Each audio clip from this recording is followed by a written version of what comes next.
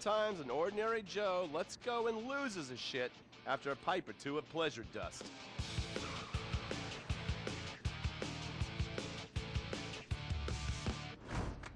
The Vagos, bloodthirsty Chicanos with a predilection for pain, papaya juice, and spicy plantains. They're one of the largest Mexican street gangs in the city, with rumored connections to several major mafias.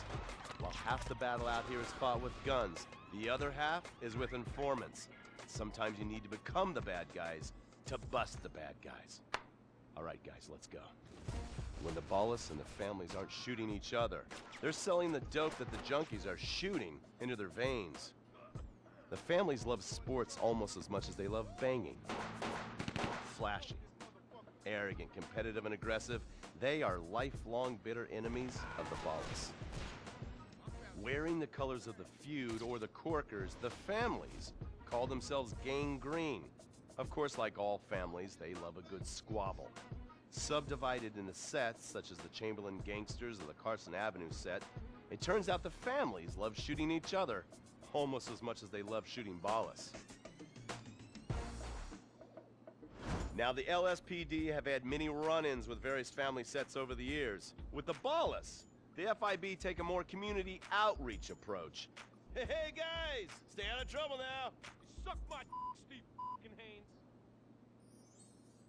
Now the Ballas fly the colors of the Los Santos Panic, or the Boers, purple, because they are the bruise on the face of this city. While some thugs obviously prefer four wheels, other desperados prefer two. Leather, exhaust, and drugs. No, this isn't an exotic S&M party. These are one of the nation's toughest outlaw motorcycle gangs, the Lost. Rumors are they get a new tattoo for every person they stab. And it's definitely okay for your motorcycle mama to show her breast to your friends. The FIB has been tracking the Lost for years. We've jumped from coast to coast and have spent more time in the Midwest than a tornado spotter. When they're not running meth, they're smoking it. Or so I hear, a dangerous new drug on the streets called toilet cleaner. And believe me, your toilet will be cleaned after you've smoked some of it. Of course, Vinewood being Vinewood, it's not all about leathery dudes trying to show off on their motorbikes or roided up gangbangers stuck in some 90s time warp. This is the town that made mass murder into nostalgia.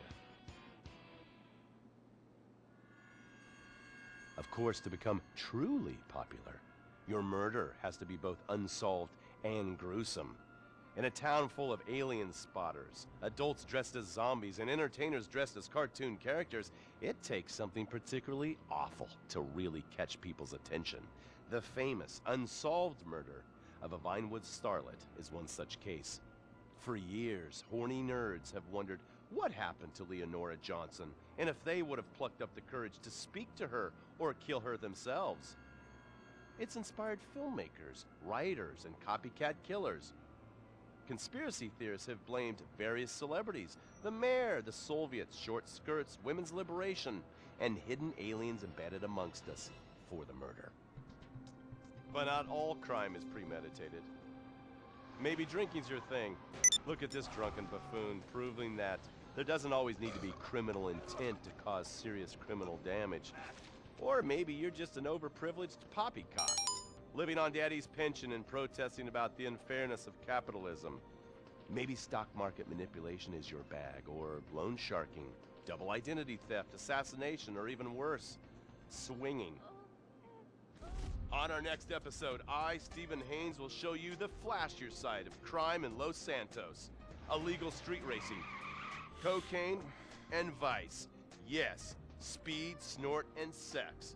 The alliterative threesome that helped hook America on the underbelly of paradise.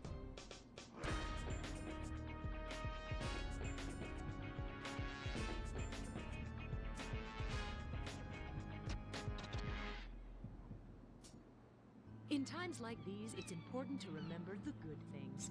Sure, the economy may be a little rough, and we may be shuttering schools, hospitals, and libraries to pay union pensions. But San Andreas is